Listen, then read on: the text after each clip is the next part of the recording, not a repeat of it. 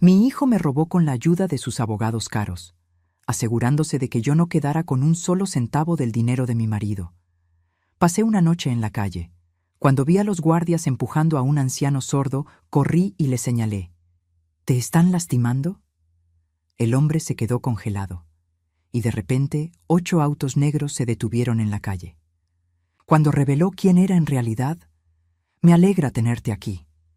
Sigue mi historia hasta el final y comenta desde qué ciudad me estás viendo. Así podré ver hasta dónde ha llegado mi historia. Mi nombre es Berta y tengo 61 años. Nunca pensé que estaría contando esta historia desde la banqueta de un parque, con todo lo que poseía metido en una bolsa de plástico rasgada. Pero aquí estoy, y necesito que alguien sepa lo que mi propio hijo me hizo. Hace 6 meses enterré a Robert, mi esposo de 40 años. Era un hombre bueno, trabajador, que construyó una pequeña empresa de plomería desde cero hasta convertirla en algo próspero. Cuando murió de un infarto repentino, me dejó una herencia de $800,000, nuestra casa valuada en $450,000 y la promesa de que nunca tendría que preocuparme por dinero. Lo que no sabía era que mi hijo Ismael había estado esperando ese momento durante años. Ismael tiene 35 años y siempre fue especial. No especial de la manera en que una madre normalmente describe a su hijo, sino especial en el sentido de que todo tenía que girar alrededor de él. Desde pequeño, si no era el centro de atención, encontraba la manera de serlo. Cuando cumplió 16 años y Robert trató de enseñarle el negocio familiar, Ismael se burló. «Eso es trabajo para gente sin educación», dijo. Quería ser abogado, como en las películas. Robert y yo pagamos su universidad, $120,000 en total. Cuando se graduó, esperaba que tal vez, solo tal vez, nos mostraría algo de gratitud. En cambio, se mudó a una ciudad más grande, consiguió trabajo en un bufete prestigioso, y sus llamadas se volvieron cada vez más escasas. «Está construyendo su carrera», le decía a Robert cuando notaba mi tristeza. «Ya nos llamará cuando tenga tiempo». Las llamadas llegaban, pero solo cuando necesitaba algo. Dinero para el enganche de su departamento, dinero para su auto nuevo, dinero para impresionar a clientes importantes. Robert siempre cedía. «Es nuestro único hijo», decía. «Algún día entenderá lo que hicimos por él». Después del funeral de Robert, Ismael se quedó conmigo por 3 días. Fueron los 3 días más atentos que había tenido de él en años. Cocinó para mí, me acompañó a las citas con el abogado de Robert, incluso me ayudó a organizar los papeles del seguro de vida. Pensé que tal vez la muerte de su padre lo había hecho madurar, que finalmente entendía lo que significaba la familia. Qué tonta fui. Una semana después recibí una llamada de mi banco. «Señora Patterson», dijo la voz al otro lado de la línea. «Necesitamos que venga inmediatamente. Ha habido algunas transacciones en su cuenta que requieren aclaración. Cuando llegué, mi cuenta estaba vacía. $200,000 habían sido transferidos a una cuenta que no reconocía». El gerente del banco, un hombre mayor con gafas gruesas, revisó los documentos frente a mí. «Los papeles están en orden», dijo con expresión confundida. «Su hijo presentó un poder notarial firmado por usted, autorizándolo a manejar sus finanzas por su condición». «¿Qué condición?», pregunté, sintiendo como si el piso se moviera bajo mis pies. Me mostró el documento. Mi firma estaba ahí, perfectamente imitada. El papel declaraba que yo sufría de demencia temprana y que por mi propio bienestar había otorgado control total de mis finanzas a mi hijo Ismael Patterson. Esa tarde, mientras aún estaba en shock por lo del banco, llegó un oficial judicial a mi puerta. Me entregó un sobre grueso con sellos oficiales. Adentro había documentos legales que explicaban que la casa donde había vivido durante 25 años ahora era propiedad de Ismael. Aparentemente, yo había vendido la propiedad a mi hijo por $1 simbólico el día anterior al funeral de Robert. Mis manos temblaron mientras marcaba el número de Ismael. «Mamá», respondió con esa voz que ahora reconocía como falsa, «estaba esperando tu llamada». «Ismael, ¿qué es esto? ¿Qué son estos papeles?». Hubo un silencio largo. Cuando habló de nuevo, su tono había cambiado completamente. «Es necesario, mamá. Tú no puedes manejar tanto dinero a tu edad. Es por tu propio bien. Pero, hijo, esa es mi casa. Es el dinero que tu padre trabajó 40 años para...» «Mi padre», me interrumpió. «Quería que yo fuera exitoso. Ahora lo soy, gracias a las inversiones inteligentes que he hecho con ese dinero. Tú no entiendes de finanzas. Ismael, no tengo dónde vivir. Puedes quedarte en un apartamento pequeño. Hay lugares muy cómodos para personas de tu edad, con supervisión». La línea se cortó. Llamé al abogado de Robert, un hombre que había conocido a nuestra familia durante 15 años. Su secretaria me informó que el señor Davidson ya no podía representarme debido a un conflicto de intereses. Más tarde descubriría que Ismael había contratado a su bufete para asegurarme de que no pudiera impugnar los documentos. Durante las siguientes 2 semanas intenté encontrar ayuda legal. Cada abogado que contactaba me pedía un anticipo de $10,000 o más. El único dinero que me quedaba eran $47 en efectivo que tenía escondidos en una lata de café. Hace 3 semanas recibí la notificación de desalojo. Tenía 72 horas para abandonar mi hogar. Empaqué lo que pude en 2 maletas pequeñas, fotografías de Robert y mías en nuestras vacaciones. El anillo de bodas que él me había dado 40 años atrás. Una fotografía arrugada de Ismael cuando tenía 5 años, sonriendo mientras Robert le enseñaba a pescar. El día que me fui, Ismael llegó con una camioneta de mudanza y 3 hombres. No me miró a los ojos ni una sola vez. «Los muebles van al almacén», le dijo a los trabajadores. «Todo lo demás se dona». Me quedé parada en la banqueta, sosteniendo mis maletas, viendo cómo desartelaron 40 años de mi vida en 3 horas. «Ismael», lo llamé cuando terminaron. Se volteó, ajustándose la corbata cara que probablemente había comprado con el dinero de su padre. «Mamá, esto es lo mejor para todos. Ya encontrarás tu lugar». Se subió a su auto nuevo, un BMW negro que no tenía cuando Robert murió, y se alejó sin mirar atrás. Esa primera noche la pasé en un refugio para personas sin hogar. El lugar olía a desinfectante y desesperación. Mi cama era un colchón delgado en un cuarto con 12 mujeres más. Algunas lloraban en silencio, otras hablaban solas. Una mujer mayor, tal vez de mi edad, me susurró: «La primera noche es la más dura, mija. Después te acostumbras». No quería acostumbrarme. Mientras estaba acostada esa noche, mirando el techo manchado, recordé a mi hermana Elena. Ella había nacido sorda, y durante nuestra infancia fui la única en la familia que se tomó la molestia de aprender lenguaje de señas para poder hablar con ella. Elena murió hace 10 años, pero nunca olvidé cómo mover mis manos para formar las palabras que sus oídos no podían escuchar. «Elena», susurré en la oscuridad, «¿qué hago ahora?». Mis manos, casi por instinto, formaron la respuesta en señas. «Sobrevive». No sabía que esas manos que habían aprendido a hablar en silencio por amor a mi hermana serían las que cambiarían todo. Al día siguiente, con mis $47, pagué $15 por otra noche en el refugio. Eso me dejaba con $32 para comida.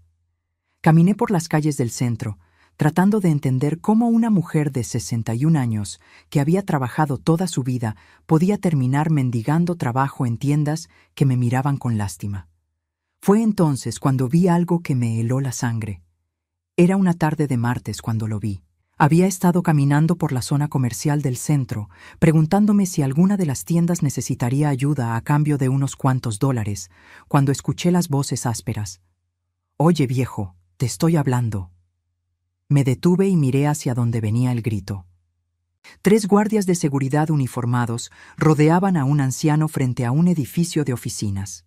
El hombre debía tener 70 años o más. Vestía un traje gris que había visto días mejores y llevaba un bastón de madera tallada en la mano derecha. «Señor, no puede quedarse aquí», gritó el guardia más joven, un hombre fornido con el cabello rapado. «Este es propiedad privada». El anciano los miraba con expresión confundida, moviendo la cabeza de un lado a otro. No respondía, solo los observaba con ojos asustados. «¿Es que no habla inglés?», se burló el segundo guardia, un hombre más alto con bigote gris. Seguramente es uno de esos vagabundos que se hacen los tontos para conseguir lástima. Algo en la forma en que el anciano movía las manos me llamó la atención. No eran movimientos nerviosos o aleatorios. Estaba intentando comunicarse en lenguaje de señas, pero los guardias no entendían lo que trataba de decirles. El tercer guardia, aparentemente el supervisor por sus insignias doradas, se acercó más al anciano.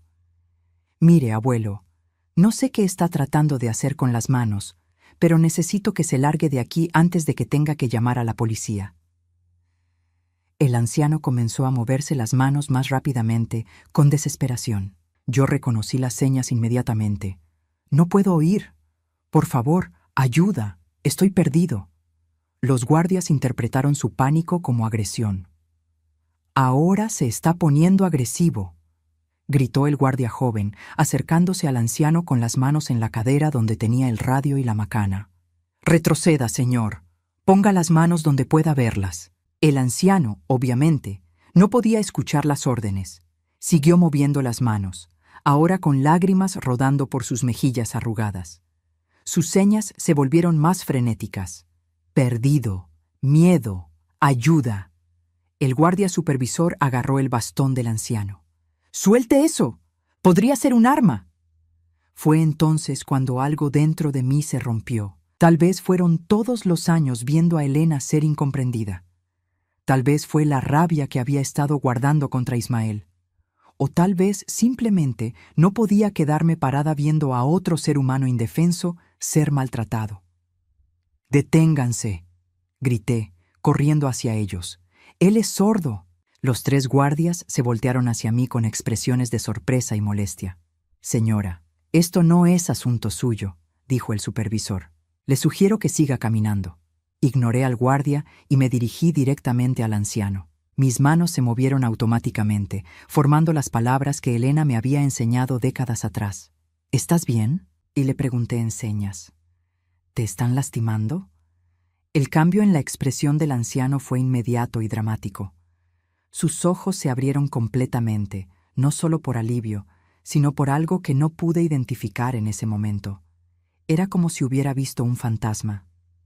Tú puedes hablar conmigo», me respondió en señas, sus manos temblando ligeramente. «Sí», le confirmé. «¿Qué necesitas? ¿Estás perdido?».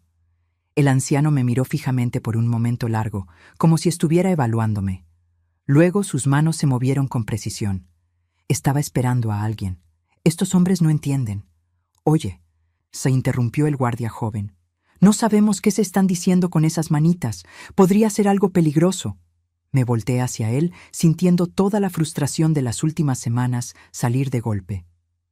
«Se llama lenguaje de señas, idiota. Y lo que se están diciendo es que él está esperando a alguien y ustedes lo están asustando innecesariamente». El guardia supervisor se acercó, su rostro enrojecido de rabia. «Señora, le voy a pedir que se retire inmediatamente o llamaré a la policía para que se la lleve a usted también». «Perfecto», respondí, sintiendo una calma extraña. «Llame a la policía. Estoy segura de que les encantará saber cómo tratan a los adultos mayores con discapacidades en este edificio». El anciano observaba nuestro intercambio con atención. De repente, sus manos se movieron hacia mí. «¿Cómo aprendiste a hablar así?». «Mi hermana era sorda», le expliqué en señas.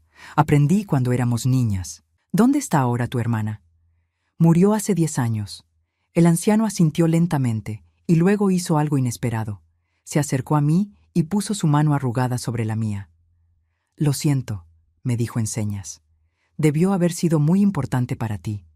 Esas palabras simples, viniendo de un extraño que acababa de conocer, me llegaron más profundo que cualquier consuelo que había recibido en meses. Este hombre, que estaba siendo maltratado por guardias ignorantes, se tomaba el tiempo de consolarme por mi pérdida. «Señora», el guardia supervisor seguía hablando, pero su tono había cambiado. Ya no sonaba amenazante, sino nervioso. «¿Podría preguntarle qué está haciendo aquí exactamente?». Me volteé hacia el anciano y repetí la pregunta en señas. Su respuesta me sorprendió. «Tengo una cita de negocios en este edificio a las 3 de la tarde». Llegué temprano y decidí esperar afuera para tomar aire fresco. No sabía que molestaría a alguien. Traduje su respuesta a los guardias, añadiendo: «Dice que tiene una cita de negocios en este edificio». Los 3 guardias intercambiaron miradas incómodas. «¿Una cita de negocios?», repitió el supervisor. «¿Con quién?». Cuando traduje la pregunta, el anciano sonrió por primera vez desde que había llegado. Sus manos se movieron con lo que parecía diversión. «Diles que con el dueño del edificio». Repetí sus palabras. Los guardias se miraron entre sí con expresión de panic growing on their faces. «¿El dueño?», tartamudeó el guardia joven. «Pero, ¿estás segura de que eso es lo que dijo?». «Completamente segura», respondí. El supervisor sacó su radio nerviosamente. «Central, aquí Johnson. ¿Tenemos alguna cita programada con, personas con discapacidad auditiva para esta tarde?». La respuesta que llegó por el radio fue inmediata y clara. «Johnson, el señor Whitmore llegó hace 20 minutos para su cita de las 3. Se suponía que ustedes lo escoltarían a la oficina principal cuando llegara». El silencio que siguió fue ensordecedor. Los 3 guardias se pusieron pálidos. El supervisor comenzó a sudar visiblemente. «Señor Whitmore», balbuceó el guardia joven. «Lo sentimos mucho, señor. No sabíamos qué». Pero el anciano no podía escuchar sus disculpas desesperadas. En cambio, me miró y sus manos formaron una pregunta que me hizo sentir un escalofrío. «¿Te gustaría acompañarme adentro?». «¿Por qué?», le pregunté en señas. Su sonrisa se volvió más amplia y por primera vez noté algo en sus ojos que no había visto antes. No era solo gentileza, era algo más calculador, más inteligente. «Porque», me respondió en señas, «creo que tú y yo necesitamos hablar». En ese momento, como si hubieran estado esperando una señal, 8 automóviles negros idénticos se detuvieron frente al edificio en perfecta sincronización. Los guardias de seguridad se quedaron congelados. El supervisor dejó caer su radio al suelo. Y el anciano, el mismo hombre que momentos antes había estado llorando de miedo y confusión, se enderezó completamente. Su postura cambió. Su expresión cambió. De repente, ya no parecía un anciano perdido y asustado. Parecía alguien muy poderoso que había estado jugando un juego que yo no entendía. «Berta», me dijo en señas, aunque yo nunca le había dicho mi nombre. «Creo que es hora de que sepas quién soy realmente». Los hombres que salieron de los 8 automóviles negros no parecían guardaespaldas ordinarios. Se movían con la precisión de un reloj suizo, cada uno tomando una posición específica alrededor del edificio. Llevaban trajes oscuros perfectamente cortados y auriculares discretos. Uno de ellos, un hombre alto con cabello plateado, se acercó directamente hacia nosotros. «Señor Whitmore», dijo con una leve reverencia, «lamentamos la demora». «¿Todo está en orden?». El anciano, que había estado siendo maltratado por los guardias momentos antes, se enderezó completamente. La transformación fue tan dramática que sentí como si estuviera viendo a una persona completamente diferente. Su postura ya no era la de un hombre frágil y confundido, sino la de alguien acostumbrado a comandar respeto. «Todo está perfecto, Marcus», respondió el anciano, y fue entonces cuando me di cuenta de que estaba hablando. Su voz era clara, autoritaria, sin rastro alguno de la confusión que había mostrado antes. Me quedé helada. «¿Puedes hablar?». Él se volvió hacia mí con una sonrisa que mezcla culpa y diversión. «Puedo escuchar también, Berta. Siempre he podido. Pero tú». Mis manos se movieron automáticamente en señas, como si mi cerebro se hubiera quedado atascado en el modo de comunicación que había usado durante los últimos 20 minutos. «Sé lenguaje de señas perfectamente», me interrumpió, ahora respondiendo en el mismo lenguaje gestual. «Y también sé que tú lo usaste para ayudar a tu hermana Elena durante toda su vida». Un escalofrío me recorrió la columna. «¿Cómo sabes el nombre de mi hermana?». Marcus, el hombre del traje, se acercó discretamente a su jefe. «Señor Whitmore, la reunión de la junta está programada para comenzar en 10 minutos». El anciano, que ahora sabía que se llamaba Whitmore, levantó una mano. «Cancela la reunión, Marcus. Tengo algo mucho más importante que hacer. Los 3 guardias de seguridad permanecían inmóviles, claramente aterrorizados. El supervisor había recuperado su radio del suelo y lo sostenía con manos temblorosas. «Señor Whitmore», balbuceó, «nosotros no sabíamos que usted era. Quiero decir, si hubiéramos sabido que...». Whitmore no le prestó atención. En cambio, mantuvo sus ojos fijos en mí. Bertha Patterson, viuda de Robert Patterson, madre de Ismael Patterson. 61 años. Tu esposo murió hace 6 meses de un infarto, dejándote una herencia de $800,000 que tu hijo robó legalmente usando documentos fraudulentos. Anoche dormiste en un refugio para personas sin hogar en la calle Madison. Mi boca se abrió, pero no salió ningún sonido. Era como si alguien hubiera vaciado toda la información de mi vida personal frente a un extraño. ¿Cómo? ¿Cómo puedes saber todo eso?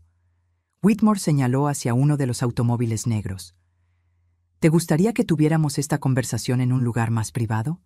Te prometo que tendrás todas las respuestas que necesitas. Miré a mi alrededor. Los guardias seguían parados allí como estatuas. Los hombres de los trajes oscuros mantenían sus posiciones. Y yo, una mujer de 61 años sin hogar, estaba siendo invitada por un hombre que claramente tenía más poder del que podía imaginar. «No te voy a lastimar», añadió Whitmore, notando mi hesitación. «Te doy mi palabra». Algo en su tono me convenció.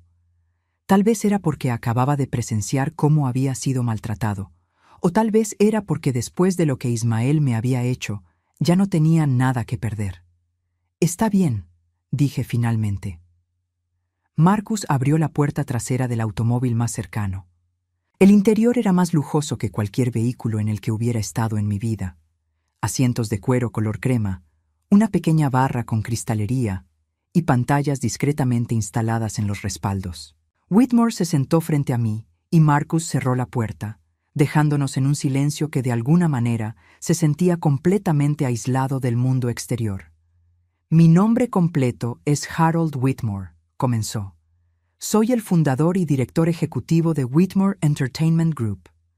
El nombre me sonaba familiar, pero no podía ubicarlo exactamente. «Somos dueños de 137 salas de cine en todo el país, 3 estudios de producción cinematográfica y una cadena de parques temáticos. El año pasado, nuestra compañía generó ingresos por $2.400 millones. Me quedé sin palabras. Estaba sentada frente a un billonario. «Pero eso no es lo importante», continuó Harold. «Lo importante es por qué estaba fingiendo ser sordo en la banqueta de ese edificio. ¿Por qué lo hacías?» Harold se acomodó en su asiento y por primera vez desde que había comenzado esta conversación surreal, vi vulnerabilidad en sus ojos. «Hace 3 años, mi nieta Sara murió en un accidente automovilístico. Tenía 22 años y era sorda desde que nació. Era la luz de mi vida, Berta, la persona más bondadosa que he conocido jamás». Su voz se quebró ligeramente y entendí que esta no era una actuación. Después de su muerte, comencé a hacer algo. Cada martes por la tarde voy a diferentes partes de la ciudad fingiendo ser sordo. Me siento en banquetas, entro a tiendas, camino por parques. Quiero ver cómo trata la gente a alguien que perciben como vulnerable. ¿Por qué? Porque quiero encontrar a las personas verdaderamente buenas que quedan en este mundo. Las personas que, como mi Sara, ven más allá de las diferencias y simplemente ayudan porque es lo correcto. Harold se inclinó hacia adelante. «En 3 años, Berta, solo 12 personas se han molestado en aprender suficientes señas para preguntarme si estaba bien. Solo 12. De esas 12, solo 4 realmente trataron de ayudarme cuando parecía que estaba en problemas. ¿Y yo? Tú fuiste diferente. No solo sabías lenguaje de señas fluido, no solo trataste de protegerme de esos guardias. Cuando te dije que lo sentía por tu hermana, vi algo en tus ojos, vi el mismo tipo de amor que yo tenía por Sara. Me sentí abrumada. Pero eso no explica cómo sabes todo sobre mi vida». Harold sonrió. «Tengo investigadores privados muy buenos, Berta. Desde que empecé experimento, Cada persona que muestra verdadera bondad es investigada discretamente. Necesito saber quiénes son realmente antes de decidir qué hacer después. ¿Qué hacer después? Ofrecerles algo. El automóvil se había estado moviendo suavemente mientras hablábamos, y ahora se detuvo frente a un edificio de oficinas que reconocí como uno de los más exclusivos de la ciudad. Berta, quiero ofrecerte un trabajo. ¿Un trabajo? Mi empresa necesita a alguien que pueda hacer lo que yo he estado haciendo, pero de manera más sistemática. Alguien que pueda identificar a las personas genuinamente buenas, versus aquellas que solo actúan bien cuando les conviene. Marcus abrió la puerta y Harold salió primero. Luego me ofreció su mano para ayudarme. No entiendo, dije mientras caminábamos hacia la entrada del edificio. Es simple. Quiero que te conviertas en mi consultora de recursos humanos, pero no para contratar empleados regulares, para identificar a las personas en las que realmente puedo confiar. Socios potenciales, ejecutivos, inversores. Entramos a un elevador que parecía estar hecho de espejos y oro. ¿Quieres que espíe a la gente? Harold negó con la cabeza mientras el elevador subía silenciosamente. Quiero que uses tu experiencia para identificar a los manipuladores, a los mentirosos, a las personas como tu hijo. La mención de Ismael hizo que se me encogiera el estómago. Harold, yo aprecio esto, pero no sé nada sobre negocios corporativos. No necesitas saber sobre negocios, respondió mientras las puertas del elevador se abrían en un piso que parecía ser completamente oficinas. Necesitas saber sobre personas. Y Berta, después de lo que has pasado, después de cómo identificaste inmediatamente que yo necesitaba ayuda cuando nadie más se molestó, sé que puedes ver a través de las fachadas que la gente usa.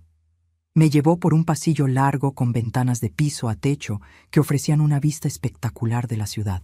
¿Cuánto paga? Harold se detuvo frente a una puerta de vidrio esmerilado. $100,000 al año para empezar, con bonos basados en la precisión de tus evaluaciones.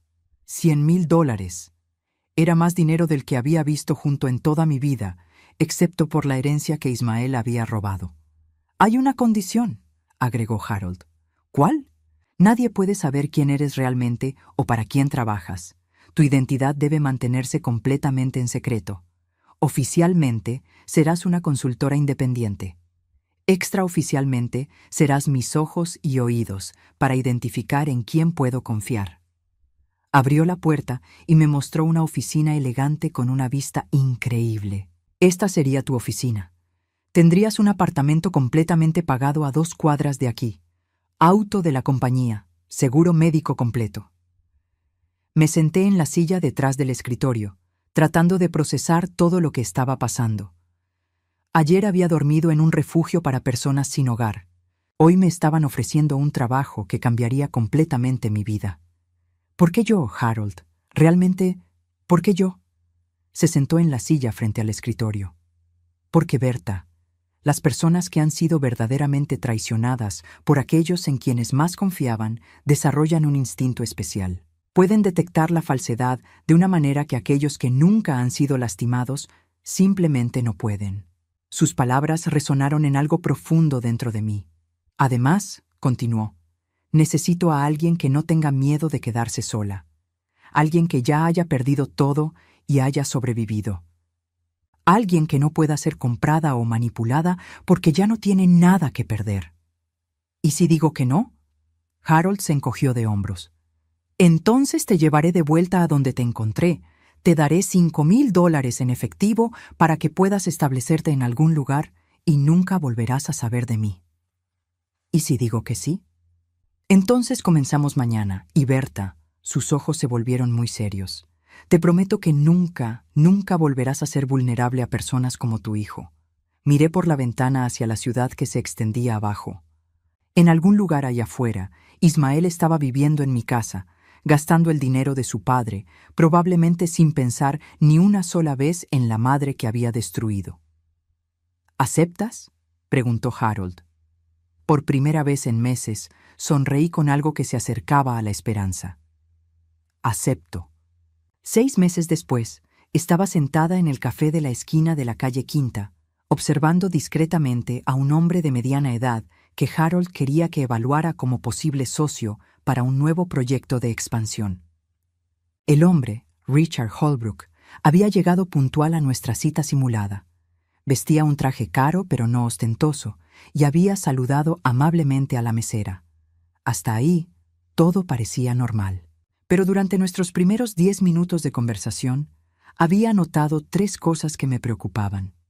Primero, nunca hacía contacto visual cuando hablaba de sus logros pasados.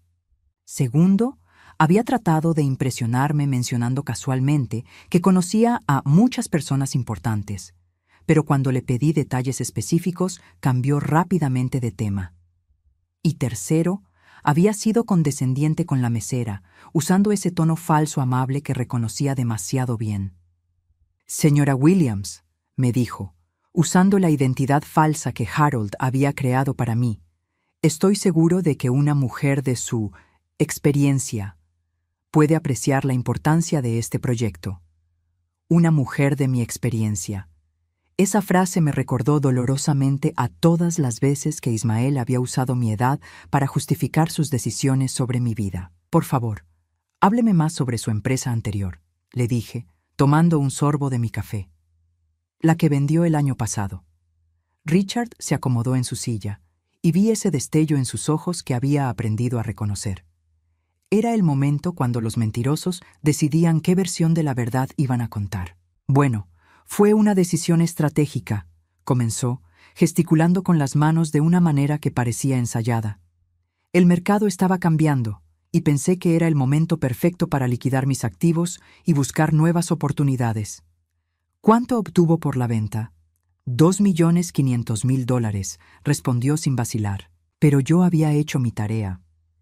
Harold me había dado acceso a investigadores privados que podían verificar casi cualquier información sobre las personas que evaluaba.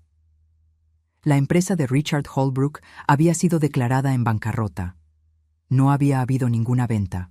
Había perdido todo por malas decisiones de inversión, y según los documentos que había revisado esa mañana, debía más de $800.000 en préstamos personales.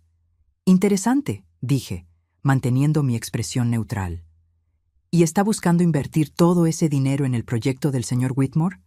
«No todo», respondió rápidamente. «Soy un hombre cauteloso. Probablemente invertiría alrededor de $500.000 inicialmente».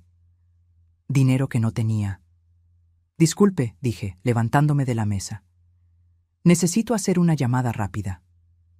Me dirigí hacia el baño, pero en lugar de entrar, marqué el número directo de Harold. «¿Y bien?», respondió al primer timbrazo. «Es un mentiroso», dije directamente. «Quebró, desesperado y definitivamente tratando de estafarte». «¿Estás segura?» «Completamente. Su empresa quebró hace 8 meses. Debe $800.000 en préstamos personales. Y además», agregué, recordando algo que había notado, «trata mal al personal de servicio, lo cual siempre es una señal de alarma». «Excelente trabajo, Berta. Cancela la reunión». Regresé a la mesa donde Richard estaba revisando su teléfono. «Lo siento», le dije recogiendo mi bolso. «Me acaban de informar que el señor Whitmore ha decidido posponer este proyecto indefinidamente». La máscara de Richard se deslizó por un momento y vi frustración genuina en su rostro. «¿Posponer? ¿Por cuánto tiempo?» «No lo sé. Le agradezco su tiempo». Mientras caminaba de regreso a mi apartamento, reflexioné sobre cómo había cambiado mi vida. El apartamento que Harold me había proporcionado era pequeño pero elegante, amueblado con todo lo que necesitaba.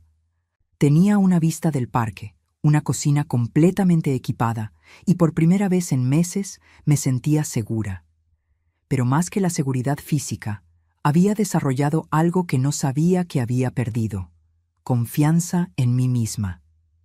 Durante los primeros 3 meses trabajando para Harold, había evaluado a 17 personas diferentes, ejecutivos potenciales, socios de negocios, incluso algunos familiares de Harold que querían inversiones para sus propios proyectos. De esos 17, había identificado a 11 como deshonestos o poco confiables de alguna manera. Harold había verificado discretamente mis evaluaciones y había estado en lo correcto en cada caso. «Tienes un don», me había dicho la semana anterior durante una de nuestras reuniones semanales. Es como si pudieras ver directamente a través de las personas. Lo que Harold no entendía era que no era un don. Era una herida que se había convertido en sabiduría. Cuando tu propio hijo te miente, cuando las personas que más amas te traicionan, desarrollas una sensibilidad hacia las señales de engaño que otras personas no poseen. Esa noche, mientras preparaba mi cena en mi pequeña cocina, mi teléfono sonó. El número no lo reconocía, pero algo sobre el código de área me resultó familiar. ¿Diga? ¿Mamá? Mi corazón se detuvo. Era Ismael. «Hola, hijo», respondí, sorprendida de lo calmada que sonaba mi voz. «Mamá, he estado tratando de encontrarte durante meses. ¿Dónde has estado?» «Por ahí», respondí vagamente. «¿Cómo conseguiste este número?»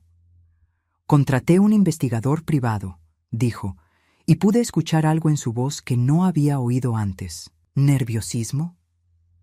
«Mamá, necesitamos hablar». «¿Sobre qué?» Hubo una pausa larga. Sobre errores que cometí, sobre cosas que hice mal. Parte de mí, la parte que había sido su madre durante 35 años, quería creer que finalmente había desarrollado una conciencia. Pero la parte de mí que había sido entrenada por Harold para detectar la deshonestidad, escuchó algo más en su tono. «¿Qué tipo de errores, Ismael?» «Mamá, ¿podríamos vernos? Solo para hablar. Te prometo que solo quiero disculparme apropiadamente. ¿Dónde te gustaría que nos viéramos? ¿Qué tal el café donde solíamos desayunar los domingos cuando era niño? El de la calle principal. Conocía el lugar. También sabía que estaba exactamente a 3 cuadras de la casa que había sido mía y que ahora era suya. «Está bien», dije finalmente. «¿Cuándo? ¿Mañana a las 10 de la mañana?» «Ahí estaré». Después de colgar, me senté en mi sofá pequeño pero cómodo, pensando. En los meses que había trabajado para Harold, había desarrollado un protocolo mental para evaluar a las personas. Era como una lista de verificación invisible que corría en el fondo de mi mente durante cada conversación. Ahora, aplicando esa misma lista a la conversación que acababa de tener con mi hijo, varias señales de alarma se encendieron. Primero, había evitado ser específico sobre qué errores había cometido. Segundo, había insistido en reunirse en un lugar cerca de su territorio, no neutral. Y tercero, había usado la frase «disculparme apropiadamente», que sonaba ensayada. Pero la señal más grande era el momento. ¿Por qué ahora, después de meses de no intentar contactarme, de repente tenía tanta urgencia por disculparse? Marqué el número de Harold. «Berta, ¿todo bien?» «Harold, necesito pedirte un favor personal». «Por supuesto. ¿Qué necesitas?» «Mi hijo acaba de llamarme. Quiere reunirse mañana. Dice que quiere disculparse, pero algo no se siente bien. ¿Quieres que investiguemos qué ha estado haciendo recientemente?» «Sí». «Y Harold», hice una pausa, «quiero que sepas que si esto resulta ser lo que pienso que es, finalmente voy a tener la oportunidad de usar todo lo que me has enseñado en alguien que realmente lo merece». Harold se rió suavemente. «Berta, tienes mi permiso completo para destruir a cualquiera que trate de lastimarte otra vez, especialmente si es tu propio hijo». Esa noche no pude dormir bien.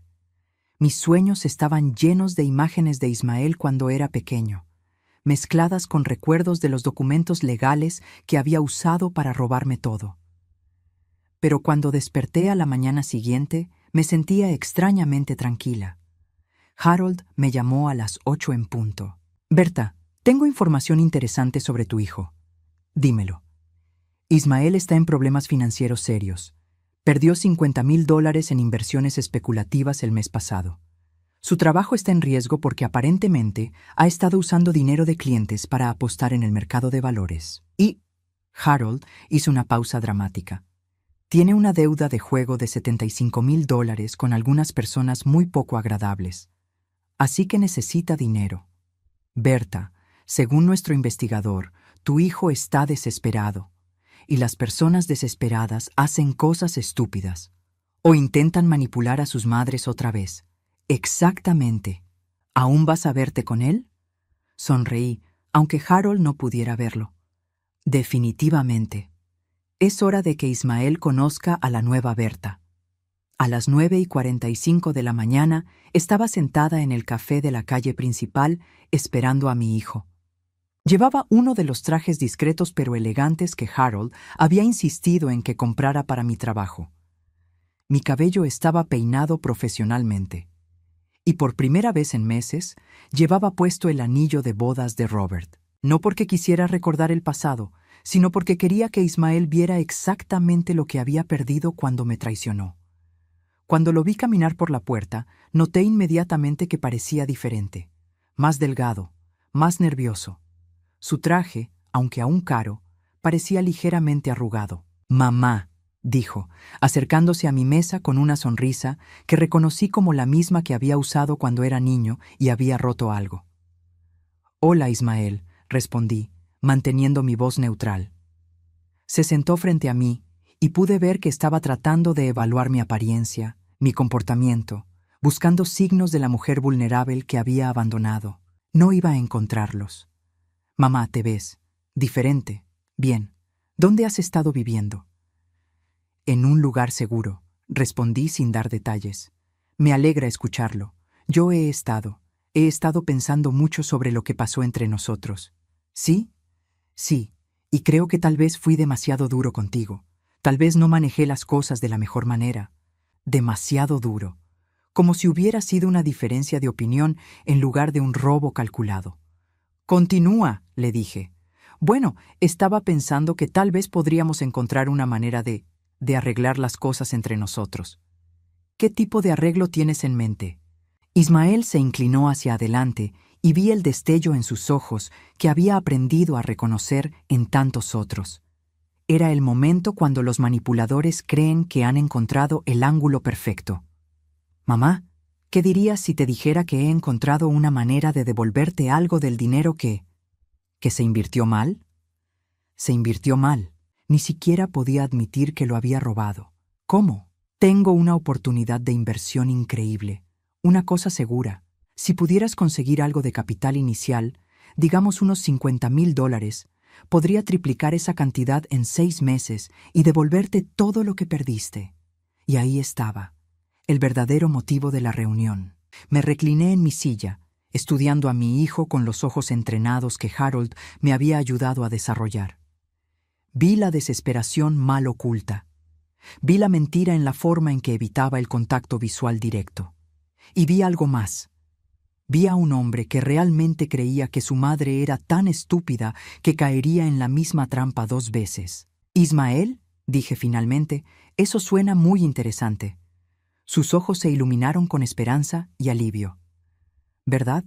Mamá, sé que cometí errores, pero esta es mi oportunidad de hacer las cosas bien. Solo tengo una pregunta». «¿Cuál?» Sonreí y fue la sonrisa más fría que había sonreído en mi vida. «¿Realmente crees que soy tan estúpida?» La pregunta quedó suspendida en el aire entre nosotros como una guillotina esperando caer.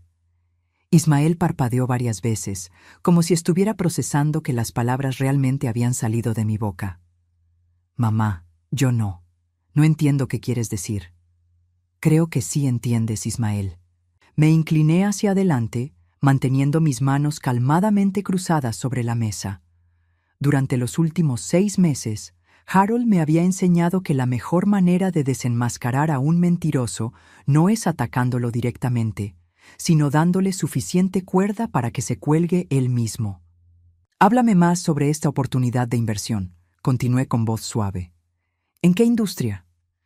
Los ojos de Ismael se movían nerviosamente mientras claramente trataba de inventar detalles creíbles sobre una inversión que probablemente no existía. Es tecnología, una startup que está desarrollando una aplicación revolucionaria». «¿Qué tipo de aplicación?» Para la industria de la salud. Conecta pacientes con doctores más eficientemente». Mientras hablaba, noté que su mano derecha temblaba ligeramente. Era un detalle pequeño, pero después de meses de observar a personas bajo presión, reconocía las señales físicas del estrés y la deshonestidad. «Suena fascinante», dije. ¿Cuál es el nombre de la empresa?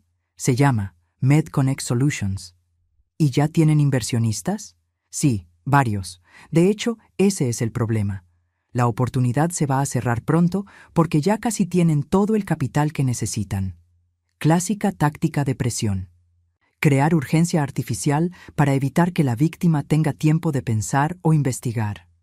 Entiendo, dije, tomando un sorbo de mi café.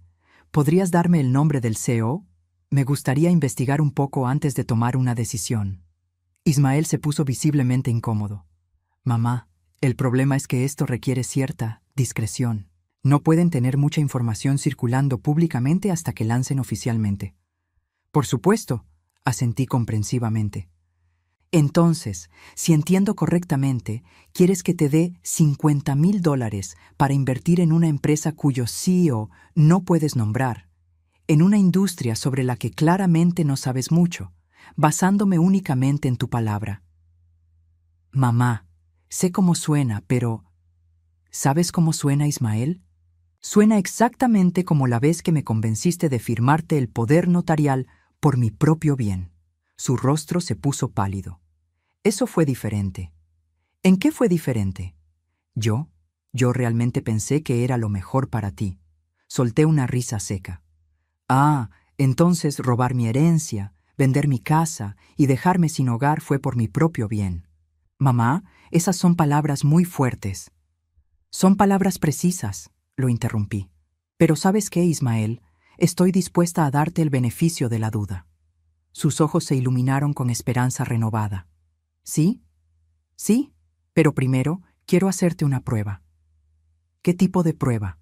Me recliné en mi silla, estudiando su rostro como había aprendido a hacer con todos los mentirosos que había evaluado para Harold. Durante los próximos 30 minutos voy a hacerte algunas preguntas. Si respondes honestamente a todas ellas, consideraré seriamente tu propuesta de inversión. Está bien, dijo rápidamente. Mamá, puedo ser completamente honesto contigo. Excelente. Primera pregunta. ¿Por qué necesitas exactamente $50,000? Te lo dije, para la inversión en... Ismael, dije firmemente. Esa no fue una respuesta honesta. Te pregunté por qué necesitas el dinero, no para qué dices que lo vas a usar. Su expresión cambió. Por primera vez desde que había entrado al café, pude ver que se daba cuenta de que esta conversación no estaba yendo como había planeado. ¿Qué quieres decir? ¿Cuánto dinero perdiste en el mercado de valores el mes pasado? Su boca se abrió ligeramente. ¿Cómo sabes sobre $50,000, verdad? Dinero que no era tuyo. Mamá, ¿quién te dijo eso? Responde la pregunta, Ismael. Hubo un silencio largo. Pude ver los cálculos corriendo por su mente, tratando de determinar exactamente cuánto sabía yo. Está bien, sí, perdí algo de dinero, pero eso no cambia el hecho de que esta nueva oportunidad. Segunda pregunta, lo interrumpí. ¿Cuánto le debes a las personas que te prestaron dinero para apostar? Su rostro se puso completamente blanco. Mamá, ¿con quién has estado hablando? $75,000, ¿correcto? Esto es ridículo. ¿Quién te está dando esta información? Tercera pregunta.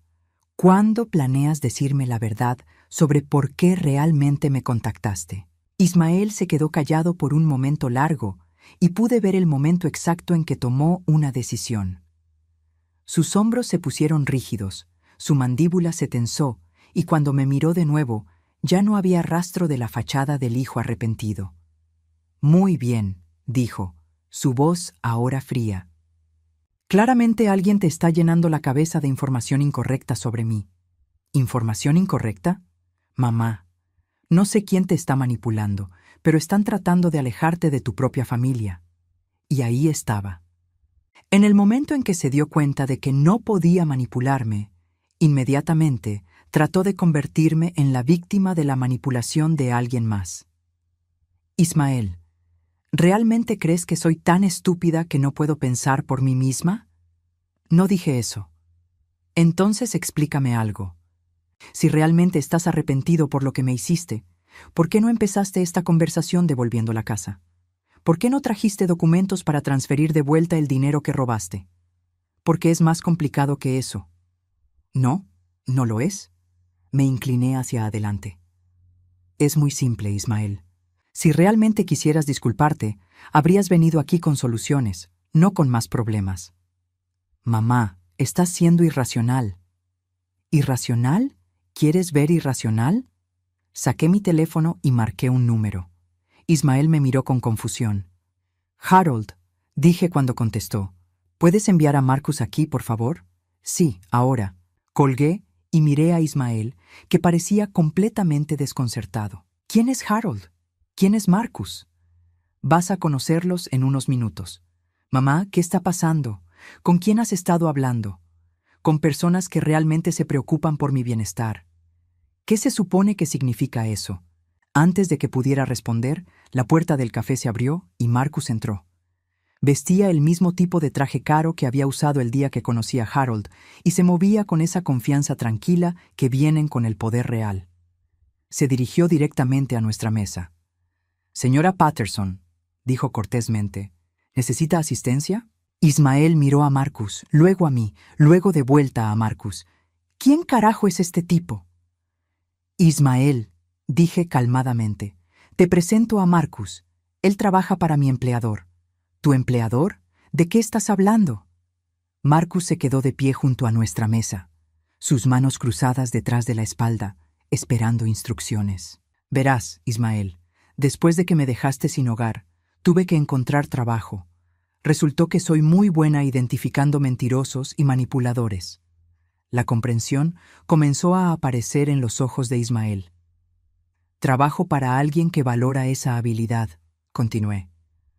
«Alguien que me paga muy bien para protegerlo de personas exactamente como tú». «¿Cuánto te pagan?», preguntó, su voz apenas un susurro.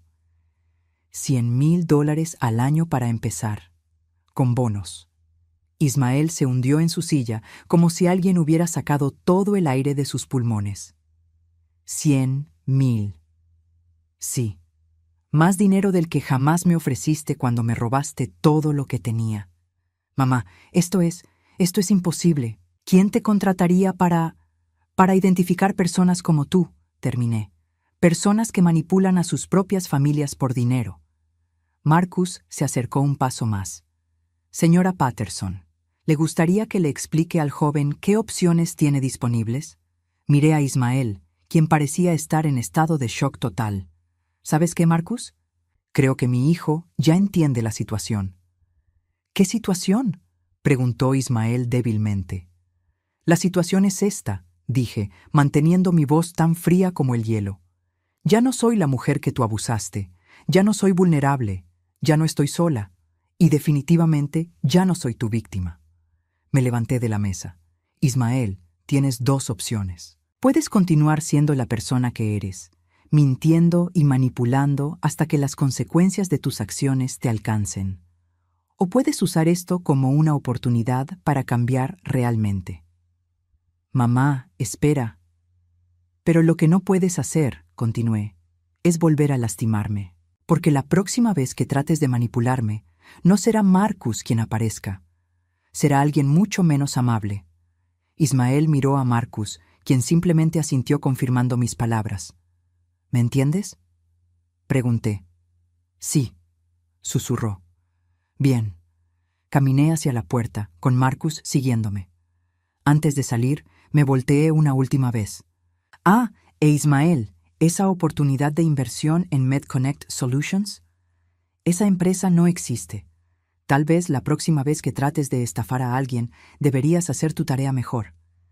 El último vistazo que tuve de mi hijo fue la imagen de un hombre completamente derrotado, sentado solo en una mesa de café, finalmente enfrentando las consecuencias de sus propias decisiones.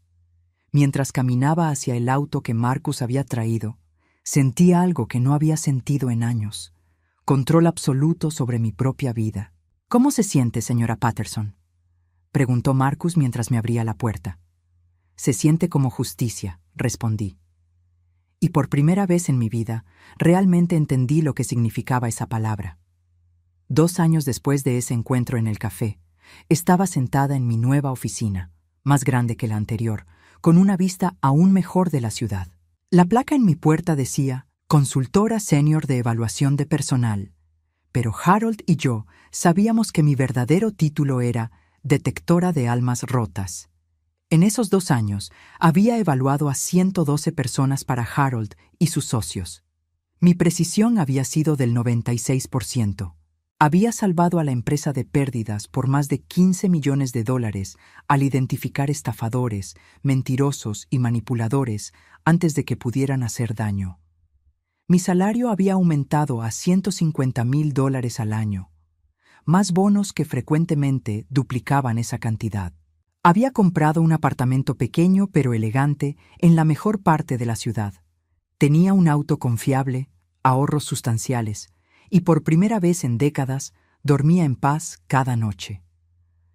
Pero más importante que la seguridad financiera era algo que nunca pensé que recuperaría: mi autoestima. Harold golpeó suavemente la puerta antes de entrar a mi oficina. «Berta, tengo algo interesante para ti». Se sentó frente a mi escritorio y puso una carpeta gruesa sobre la superficie de madera pulida. «¿Qué es?» «Un caso especial. Alguien quiere reunirse contigo. Dice que es urgente». Abrí la carpeta y leí el nombre en la primera página. Mi corazón se saltó un latido. Vivian Chen. ¿La conoces? Es la esposa de Ismael. Harold levantó una ceja. ¿Tu nuera? Ex-nuera, supongo. No he hablado con ella desde antes del funeral de Robert. Dice que necesita verte, que es sobre tu hijo. Miré la carpeta más detenidamente.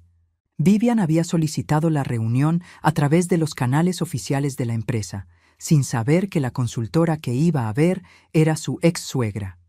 ¿Qué tipo de evaluación solicita? Esa es la parte interesante, dijo Harold.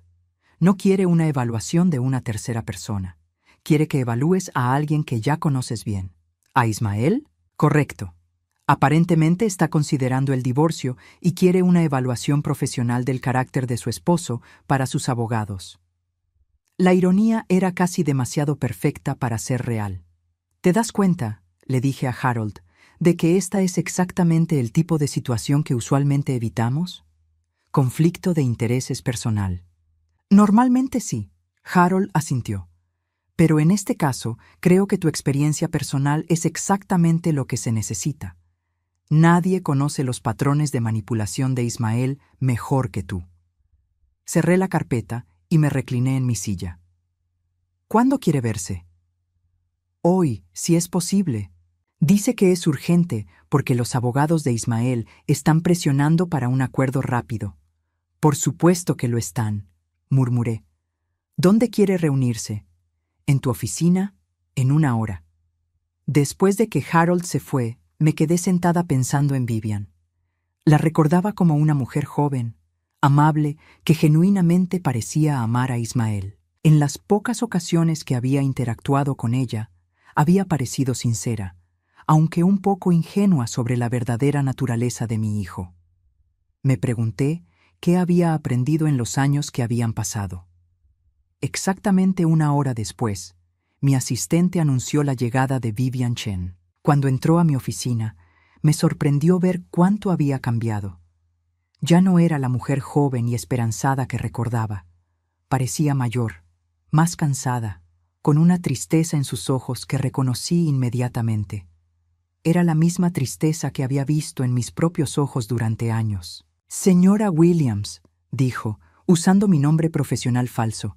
«Gracias por verme tan rápido». «Por favor, siéntate», respondí, gesticulando hacia la silla frente a mi escritorio. «Entiendo que necesitas una evaluación de carácter».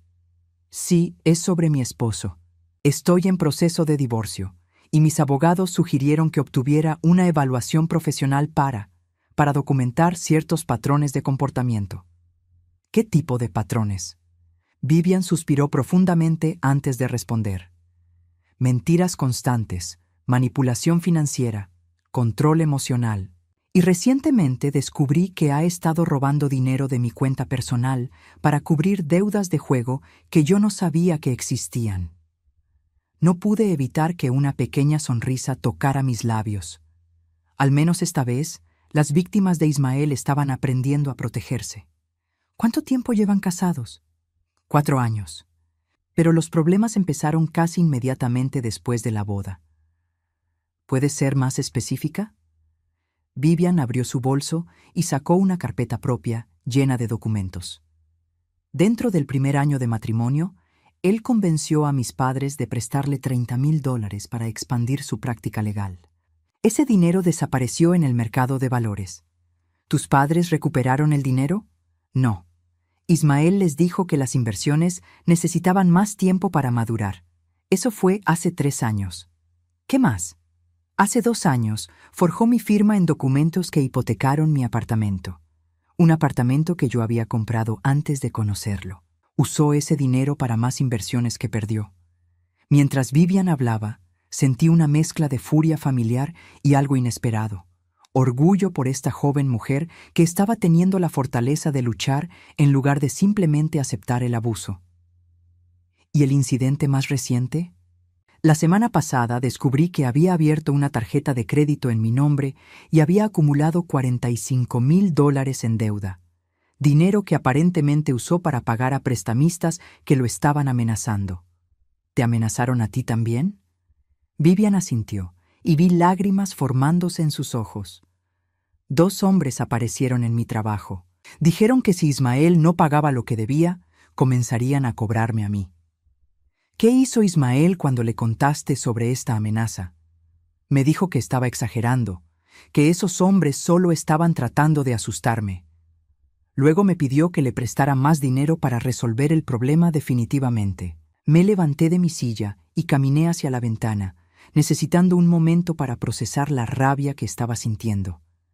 No solo había arruinado mi vida, sino que ahora estaba usando exactamente las mismas tácticas con otra mujer inocente.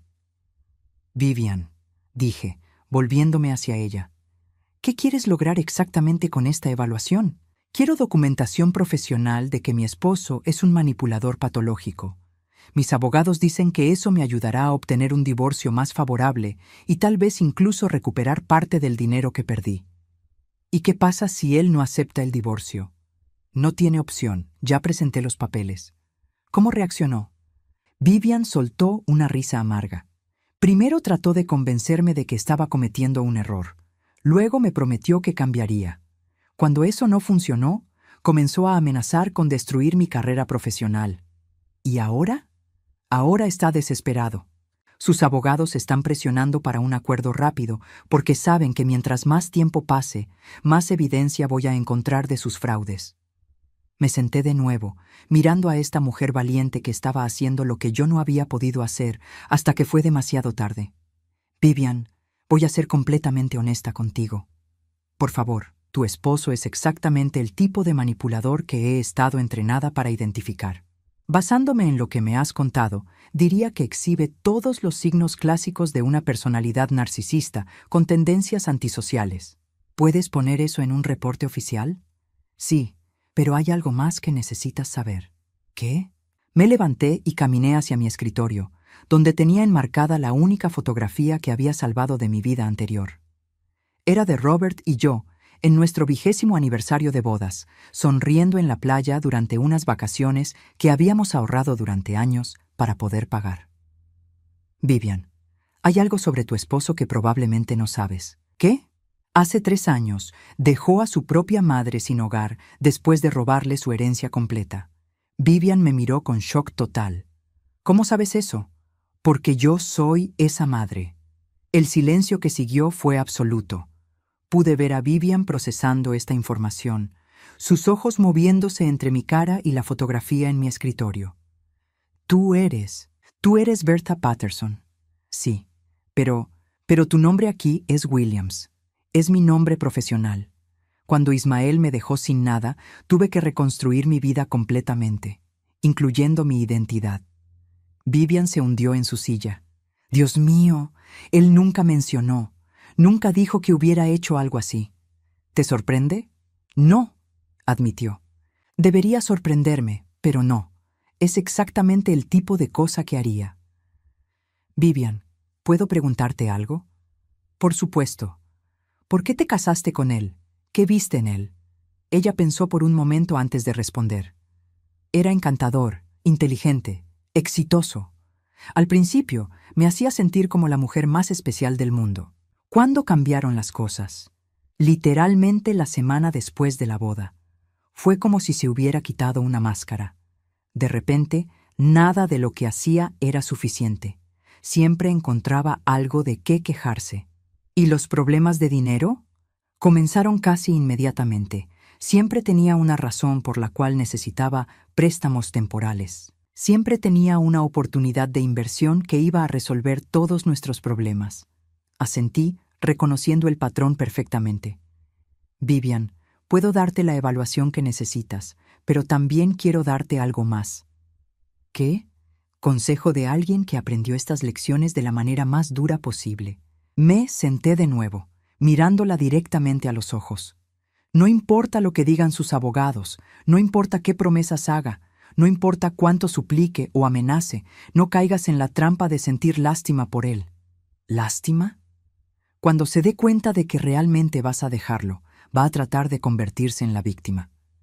Va a culpar a todos los demás por sus problemas, va a prometer cambiar, va a decir que todo es culpa de su infancia difícil, o de la presión del trabajo, o de cualquier cosa excepto sus propias decisiones. Vivian asintió lentamente. Ya ha empezado a hacer eso. Por supuesto que sí. Es su último recurso. Pero Vivian, escúchame cuidadosamente. Las personas como Ismael no cambian. Pueden actuar de manera diferente por un tiempo cuando están desesperados, pero en cuanto recuperan control, vuelven exactamente a ser quienes eran antes. ¿Cómo puedes estar tan segura? Señalé hacia la ventana de mi oficina. Porque este edificio, esta empresa, mi trabajo completo existe porque hay suficientes manipuladores como Ismael en el mundo para justificar mi profesión. ¿Qué me recomiendas que haga? Mantén el divorcio. No aceptes ningún acuerdo que le permita acceso futuro a tus finanzas y cuando todo esté terminado, cambia tu número de teléfono. ¿Y si trata de contactarme? No le respondas. Jamás. ¿Nunca? Vivian, hace 2 años, Ismael trató de manipularme una vez más. Fingió estar arrepentido, me pidió dinero para una oportunidad de inversión, y cuando me negué, trató de hacerme sentir culpable por no ayudar a la familia. ¿Qué hiciste? Le dejé muy claro que ya no era vulnerable a sus manipulaciones. No he sabido de él desde entonces. ¿No sientes nada? Es tu hijo. Era una pregunta que había esperado, una pregunta que me había hecho a mí misma cientos de veces. Vivian, amo al niño que Ismael fue alguna vez, pero ese niño creció para convertirse en un hombre que eligió lastimar a las personas que más lo amaban. No puedo cambiar esa elección y ya no voy a ser víctima de ella. ¿No extrañas tener familia? Miré alrededor de mi oficina, pensando en Harold, en Marcus, en los colegas que se convirtieron en amigos genuinos durante los últimos años. He aprendido que la familia no siempre está definida por la sangre. Ahora tengo personas en mi vida que me respetan, me apoyan y nunca me lastiman intencionalmente. Es algo que nunca tuve con Ismael. Vivian se quedó callada por un momento largo. ¿Escribirás el reporte? Sí, lo tendrás mañana por la mañana. ¿Cuánto te debo? Nada. ¿Nada? Pero esto es tu trabajo. Considéralo un regalo de una mujer que escapó a otra que está a punto de escapar. Vivian se levantó para irse, luego se detuvo en la puerta. ¿Puedo preguntarte algo más? Por supuesto. ¿Eres feliz ahora? La pregunta me tomó por sorpresa. Nadie me había preguntado eso en años. Sí, respondí, dándome cuenta de que era completamente cierto. Por primera vez en décadas, soy genuinamente feliz. Me alegra escuchar eso. Después de que Vivian se fue, me quedé sentada en mi oficina pensando en todo lo que había pasado. En 3 años, había pasado de ser una mujer sin hogar y traicionada a tener una carrera próspera, seguridad financiera y, lo más importante, paz interior. Ismael había tratado de destruirme, pero en su lugar había accidentalmente liberado a alguien mucho más fuerte. Esa noche, mientras preparaba la cena en mi apartamento, recibí un mensaje de texto de un número que no reconocía. «Mamá, por favor llámame. Necesito hablar contigo urgentemente. Ismael. Miré el mensaje por un momento largo. Una vez, ese tipo de mensaje habría hecho que mi corazón se acelerara con preocupación maternal. Me habría preguntado si estaba lastimado, si necesitaba ayuda, si finalmente estaba listo para cambiar. Ahora solo sentía una calma profunda. Eliminé el mensaje sin responder.